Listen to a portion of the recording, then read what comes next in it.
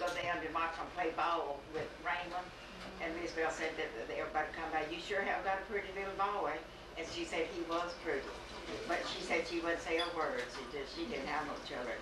She'd just make out like this her. She said, I think he is too. Thank you. Daddy, I wish you'd tell Beth about and son's oldest boy, Ray, was in all lived in the same apartment together. Tell Beth about when you drove the school wagon. And she said she'd go down and watch them play ball. The 9 of us are working or something. And said that was a while ago, but you still remember it? Yeah. She said, yeah, thank you. See, he used to go into school too, and he used to drive in a wagon. And all that mud coming up to the spokes. I think I drove it about 4 years, but you couldn't tell us. The wagon wheel is solid. You couldn't see a spoke in this wheel. And sometimes the wagon would, the bed would drag the mud. It's a deep, old deep rut. And just a boy driving. And, well, who the wagon belonged to? It was our way. Oh, okay. Papa was school bus. Oh. And Rufus drove it because he was going to school. 2 big horses pulled it. On Cleveland Stewart, my papa's brother on Cleveland Elway's daddy. Well, he drove the school bus, the wagon, and I went on it when we did them all. Yeah. You weren't very old though, were you? Oh, red. No, he's just teen.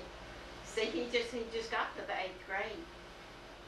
You see the road, Me and him both got the 8th road grade. goes through here, from our old place on to the central.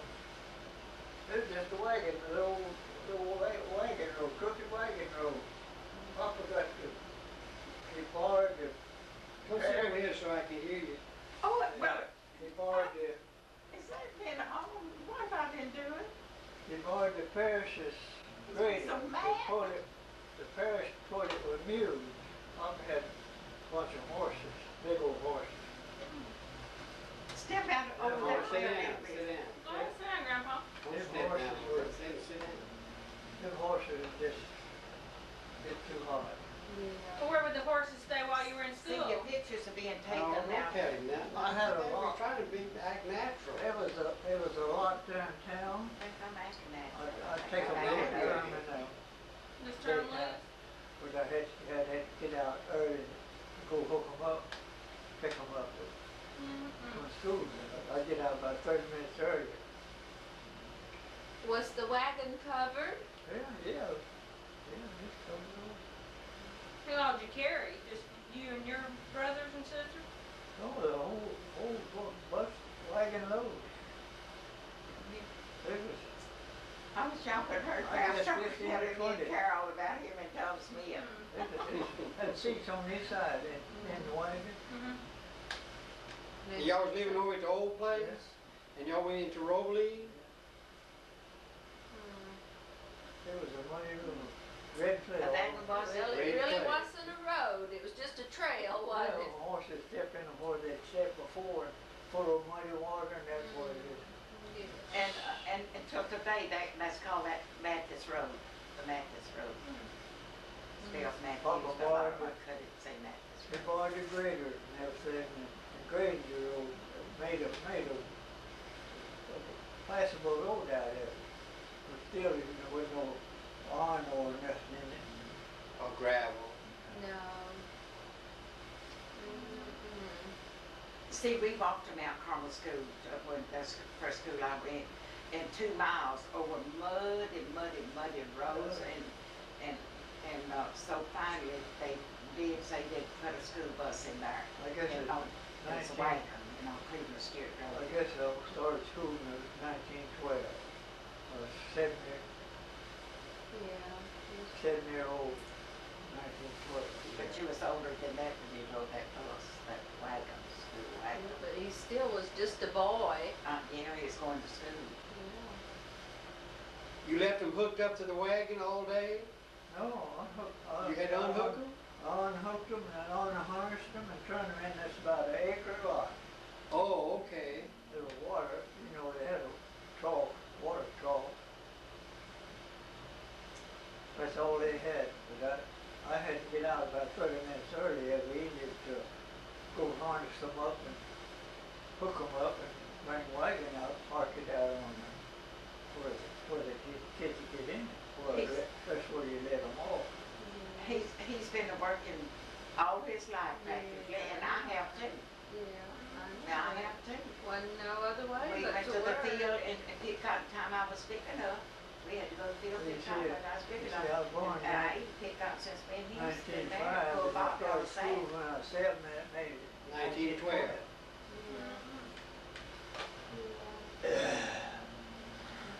A lot of responsibility for a young boy. Well, it's a good lesson though for anybody. Yeah. The children nowadays, you know, well, they can't hardly, they can't believe what we went through with. But as far- Even y'all didn't have it quite as bad as we did at our home. you see, You all had it bad. if our parents could know today what going on, considering what was going on in their day, they couldn't, Couldn't believe it, huh? they just turn over and go back to sleep. I don't blame them. Yeah. Tell about the time that Granny left you and Uncle Tommy in the cotton house. That happened right over the hill yonder. Really? See, this We used to farm- belong to Mr. Matthews, this place. See, we farmed this place here, me and Papa owned this place, didn't he? Fall come, pick cotton, put it in a big house, a log house he built for cotton house. We put 4 or 5 bales of cotton in there before we ever hauled in to jail.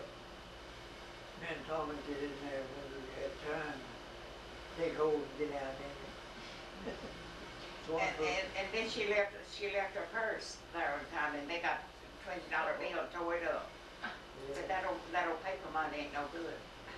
But somebody stuffed the other one's mouth full of With cotton. Elmer, she was Oh. crying. He had to sit out and hold Elmer when their house burnt down.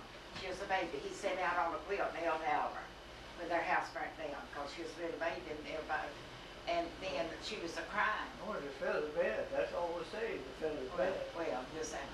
But anyway, Miss Matthews had told me that time after time, said that she decided she better go and check on the baby, and got there and said that her mouth was crammed full of cotton, and he said, well, she was crying, that's the only way I know how to get her nourished.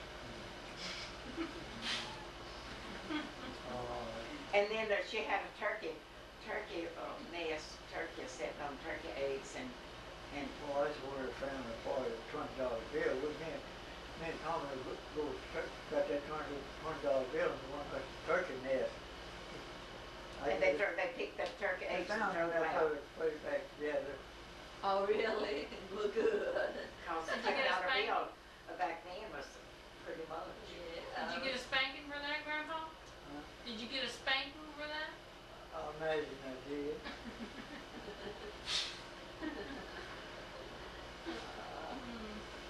Oh, boy. And how many children did your parents have? 11.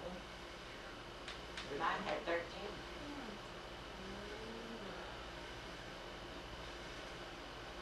8 girls. 8 children are living and 5 gone. But I just think of Elliot, Reddick, and Eldred, 3 brothers. Now, Elliot and Reddick's older than me, but Eldred was younger. Two sisters. With you? 2 sisters, Audrey and It's Thelma. you and Aunt Bessie and Uncle Tommy. And Tommy named over him that when he was young too, who was living, who was dead. You could hear him, because I've heard him talk that way before. And then he called over all the ones that's done gone on, and he'd do that. He'd do that way.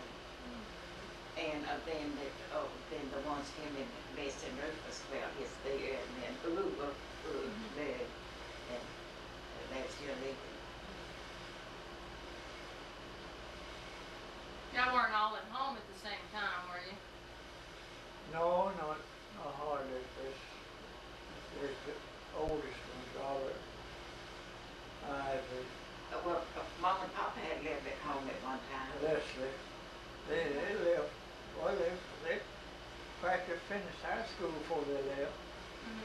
pretty good bunch there all at one time. Well, see, If y'all hadn't have raised your food, you'd gone hungry, wouldn't you? Oh, yeah, we had, and they had smokehouses full of it, and Granny now, she Oh, back home too. we had raised everything we eat. And stuffed sausages and that, Papa would go to town about once every 2 or 3 weeks. And he'd buy flour by the, either 8 sacks or a wooden barrel. and coffee by 100 pounds and sugar You by. buy sugar by the 100-pound bag, and you buy green coffee by the 100-pound bag. Grass, buttermilk bag. Then you have to march it. Yeah. I remember you. Yeah, well, I've done that too. Flour grease. We did hardly ever bought grease because we had all kinds of lard, hog lard. This grease, flour and coffee, sugar, And salt. salt. We had Corn, you had your own corn. all kinds of smoked bacon, hanging up and smoking. Then cows, And then we beef take too. it down and put it in a wash pot full of boiling water. Get all the salt off of it. We would hang it up on Well, we done that. We Hanging had that big smokehouse out there hanging up too. what we call a smokehouse Mm-hmm. and smoke it till it turn brown. Strips all up and down that way, and he'd go to the And woods, then we get take it backgrass, down and backgrass strips. had a big box, take it down and lay that big piece of some kind of heavy paper at the bottom of the box, put a piece of slab, fill that full of meat, and then put another piece of paper in there. It kept good. You don't worry with flies, nothing, couldn't get Well, where'd you get your cornmeal from? We raised it. Well, you all didn't grind it, did you? Well, you could, it was big grist mills. Oh, that there, where Ben Jones, Yeah. That same one? it was, well, Same place? Well, it's the same place, yeah. the same place, but it was different ones. Probably another mill, another, Meal and different ones, but was, we done that too. We set up at night in front of the fireplace and shell the corn, shell it. And Mama, we always called the meal sack. And Mama would then put that corn in that meal sack, and Eldred or Reddick one would get on the horse and go down below Century Church to Mill Creek. There was, that Mill Creek pond is where I was baptized. Y'all was living down there. Lived down there.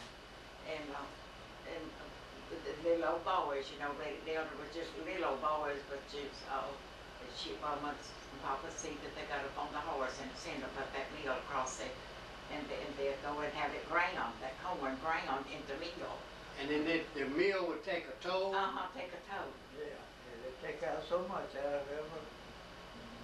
And when we moved up in here, when that meal was still, that meal was still there. Half bushel measuring things, That was us now, see, that was my family down in there doing that. And then Papa would cut cross ties in the summer after we sold all the cotton, never did make much cotton down there, but he'd take the Joe Dovers at Chlorine, and Mr. Joe Dover had a gin. Well, Papa, he dealt in timber a whole lot. He'd buy timber and he'd cut it and deliver it, He made pretty good money. He was making pretty good money when, He always had some money, but that's, it take, He had a large family too. Your papa must have been a good manager. yeah, He was. He was. to come up like he was. And he did, everybody in the community knew that he was a good manager too. I think that's the reason Papa and Mama really, they was so glad when I was going, see Otis Jeter, you know that Marie, don't you, Jeter? That was Otis, but I was going with him. And Mom and Papa didn't like him much because we had heard they had moved over on the river at Natchitoches, and him and his daddy was making Moonshine? Yeah, making moonshine. And Papa and Mama heard about that, they said I wasn't going with them no more. And he had done asked me would I marry him, come on down there, look down there, see how I was gonna like it. But when Mama and they believed, and I guess it was so. You tell him you would? No, I didn't tell him. I sure didn't tell him. And when A.G. Williams asked me to marry him, I said, I'm too young. I just don't want to get married. You wasn't about 14 then, huh? 15, I guess. We married when I was 17 and 8. And it was talked through here that Mr. Matthews was a good manager and a good man, and they did have, he had a good name, a good boy. And so, Sure. so Daddy's always been a good just boy. like Papa and Mama, you know. But I didn't care too much about Otis either. And Miss Lola Falls told me one time that her and AC lived over on Dr. Pratt's place, didn't they? Lola and AC. Yeah. And they lived pretty close to the Jeters. And Miss Lola told me one time, she said, I went to see Miss Jeter now. And she said, Otis told me that he hadn't enjoyed himself not one time since you and him broke up. Miss Lola told me He that. died in Mendon. He lived in Mendon. He never did marry, huh? Oh, yeah, he married. He married. I don't know who he married. Girl in Mendon, I guess. But he was in 2 or 3 wrecks and was crippled up. I went to, while Red was at the nursing home, and see, he had a brother named Theo Jeter. And so I went to see Red at the nursing home, and I asked somebody there, where was Theo at? Theo.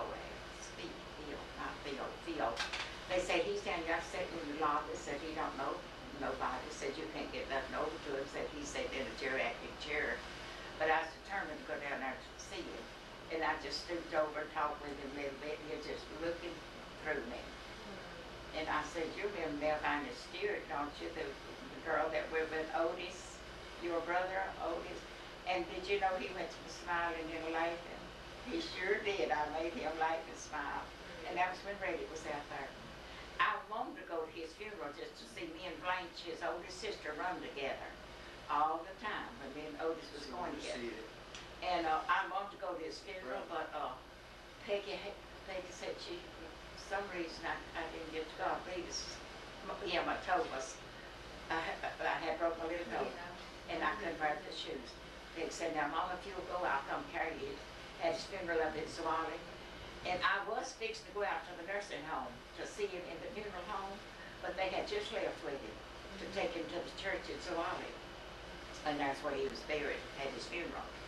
And so everyone, I spread the index, who all was at his funeral, you know, and it gave every one of them, it was a living, even Julian. Julian married his sister, and he's the oldest one, married Ollie, and he's the oldest, he's old, he's way younger over me, he's over him. And he was there, Julian Jeter living in the Shreveport. Grandpa, how old were your parents when they married? I just couldn't do it. Were they from around here Yeah. when they got married? See, Grandpa come from Alabama, and we both come from Alabama, and he had his daughter's family with him, you know. And Grandpa's. over here, his wife, he married, she was a cop. But see, he died so young, he died younger than Bobby. Grandma died 1 year, and Grandpa died the next. Then there's just a whole house full of little kids. Yeah. But they come from That was your papa and his brothers and sisters. You aren't here, Aunt Mary tell about it. raised Aunt Mary remembers They it. raised Raised themselves. herself, Aunt Mary went, and she told Rufus one night we went up to Marthaville, you know, Yeah. after they come. some of his sisters, people helped out, so. But before Papa died, though, he had a sister that died. Her husband got killed, and his wife, his sister died, and some of them was older than Papa's set. They come and stayed with Papa, and all the kids helped out. But up there at Marthaville, Aunt Mary was telling, she said that she felt so sorry for Jim. Said he just shirt tail boy. Said he was in it, wore a little shirt tail. and said that he was clown, doing the clown, and said that she had dinner ready and said he come to the house and he was crying. Said, she said, Jim, now what's the matter? Said, he said, them roads is so crooked down there, I just could not plow them roads straight for that corn to be planted. Said, I couldn't plow them straight, and said, they're so crooked, and he was crying about it. Said, she told him, hush crying, said that they're planted some way. She told us that up there too. This young generation knew that today, they think we crazy. They don't know what you're talking about. They wouldn't know, you couldn't make them understand it. You know, them Broadways, See, Mama would, Uncle Sam Broadway married, Mama didn't make most of our clothes, sort of. well, I made most of ours, so Mary Sure. Jane got a big enough, and then she went to making them. She had a machine, or did she sew them by hand? Yeah, she had a, Head. she had a, Penny I machine. guess it was some of the first ones made. She did that and a lot of it with her hands too.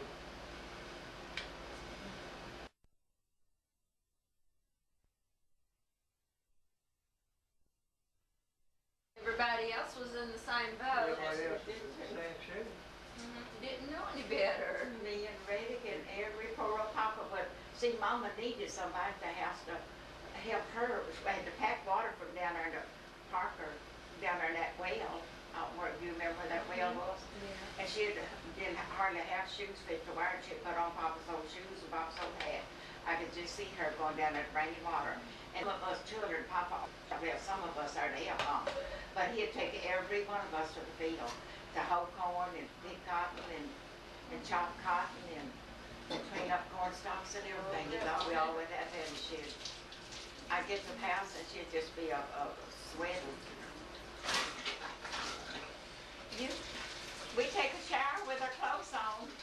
There's a lot of nights before we know it's standing right there at the faucet. That's all right. Don't turn it away from you. One time your dad said I was fixing to go in the bathroom and take a bath, but I'd just take the shower here in front of this faucet. It's probably cool enough to sit on the porch now. Why don't you turn off that?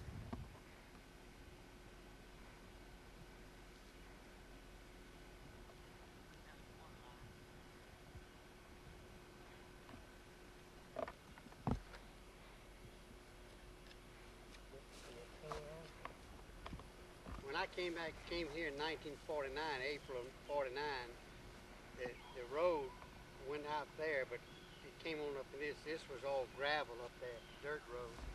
And then the old home plate.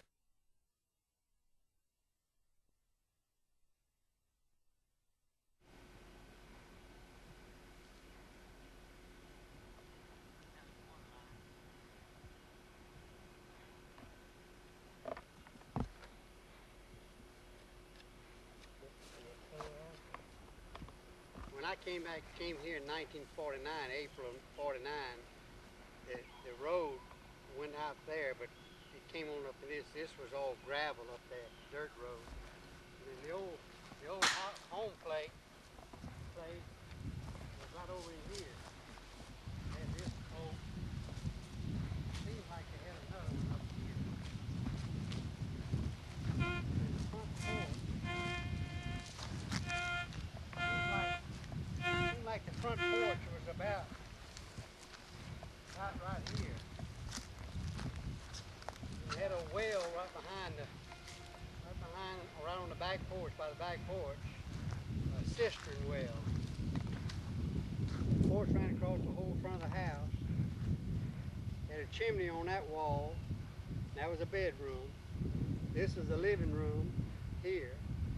And through this door you could go into the bedroom and the fireplace room. And then through this room you could go into the kitchen and dining room. And off of that you went to the back porch. And then from that room you went into another room, which is a back bedroom and kind of a back porch where they kept the wash tub out there for bathtub. And then back over in that area was the outhouse. And then he had an old shed right about over there. that's where the pictures that we have, Mary and I, was out there sitting out on, she's sitting on a piece of rock when we took those pictures. And we used to sit on the front porch right here in the swing and did our heavy recording. But seemed like there was two big trees out front. That's the tree that Herbert Nippers, Sunday afternoon, he'd sitting in the car and he'd call a quail, and the quail was going across that clearing into this tree here. And right back over here, Herbert called the quail up to me, and I shot it. Came in about 10 foot of us. I never seen a quail called up by a person, but he flat called that nut. You found anything, Eddie? I took the wash tub, number 3 wash tub, and walked over through the field there to on the side where your mom and dad's house or grandma's house is now. They had an old well there, and the reason why we hauled the water from there because the water was salt. This water here was hard water.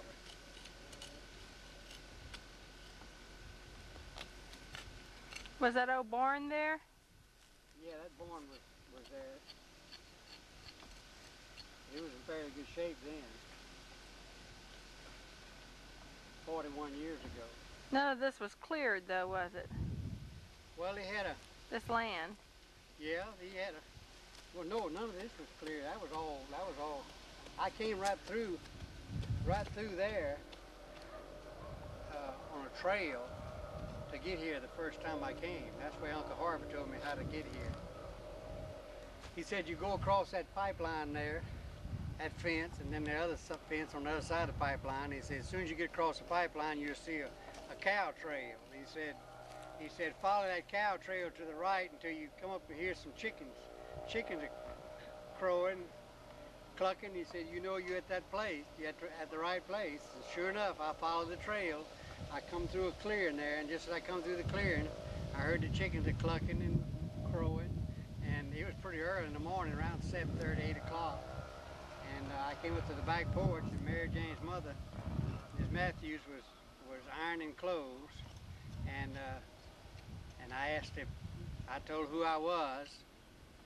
And I said, is Mary here? She said, yes, just a minute, I'll call her. So here she comes. She had a kind of a light slate blue skirt and a kind of a flowery sweater. And she had her hair all done up nice. Because she's the prettiest girl in the world. Well, she still is.